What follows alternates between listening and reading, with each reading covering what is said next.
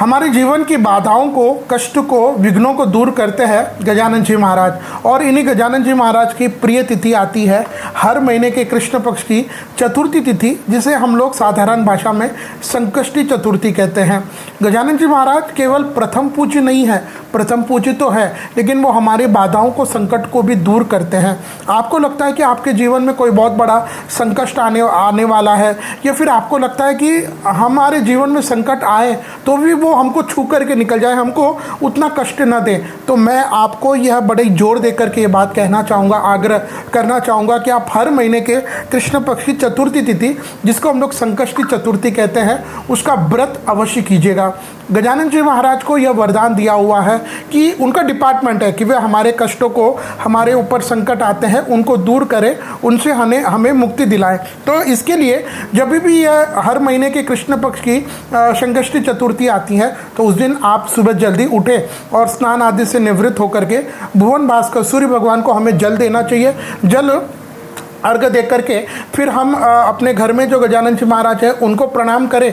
आपके निकटतम कहीं गणेश जी का मंदिर हो तो वहाँ जाए। साथ में जाते जाते गजानन जी महाराज को मोदक के लड्डू यह बहुत प्रिय है, दुर्वा है, हरी दुर्वा, ग्रीन ग्रास, यह बहुत प्रिय है, ये अपने साथ में लेके जाए। धतूरा का जो झाड़ होता है उसके जो पुष्प लगते हैं वो गजानन जी को बहुत प्रिय है।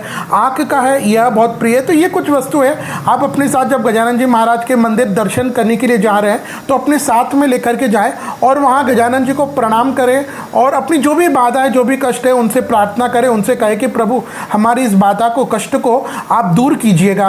उसके बाद आप वहाँ पर बैठ करके, अगर आपको पीसफुल एनवायरनमेंट वहाँ लगता है तो वहाँ बैठ करके आप ओम गम गणपते नमः इसका आप जाप कर सकते हैं। यह संकट नाशन गणेश स्तोत्र, प्रणम्य शिरसा देवम गौरी पुत्रम विनायकम, यह गणेश जी के पावरफुल स्तोत्रों में से एक है, तो इनका आप पाठ कर सकते हैं, या फिर आप अपने घर पर आकर के भी पाठ कर सकते हैं इन स्तोत्रों का।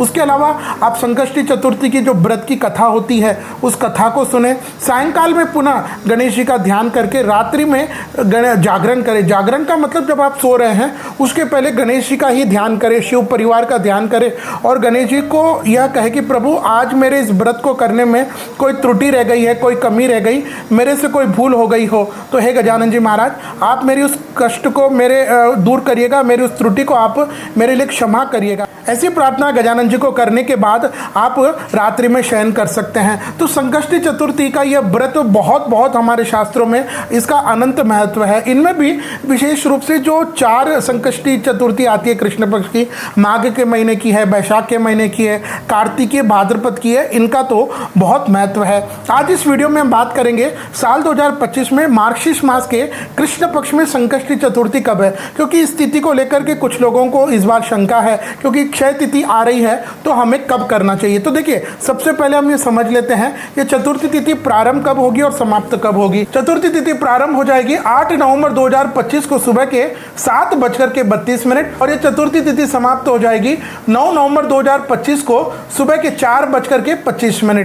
तो साल 2025 में मार्गशीर्ष महीने के कृष्ण पक्ष में यह गणेश जी की सबसे प्रिय संकष्टी चतुर्थी तिथि का यह पावन व्रत रहेगा। विक्रम संवत 2082 मार्गशीर्ष मास के कृष्ण पक्ष की चतुर्थी तिथि यानी शनिवार 8 नवंबर 2025 को, और इस दिन मौसम आदि साफ रहने पर आपको चंद्रमा के दर्शन रात के 8:25 को हो सकते हैं। ध्यान दीजिएगा यहाँ चतुर्थी तिथि का क्षय हुआ है तो यह चतुर्थी तिथि का व्रत तृतीया तिथि यानी शनिवार 8 नवंबर को ही होगा। जैसे मैंने पूर्व में बताया कि इस दिन आपको गणेश जी के दर्शन करने हैं, उनके प्रिय स्तोत्र है जो संकटनाशन गणेश स्तोत्र है, उनका पाठ आप कीजिएगा।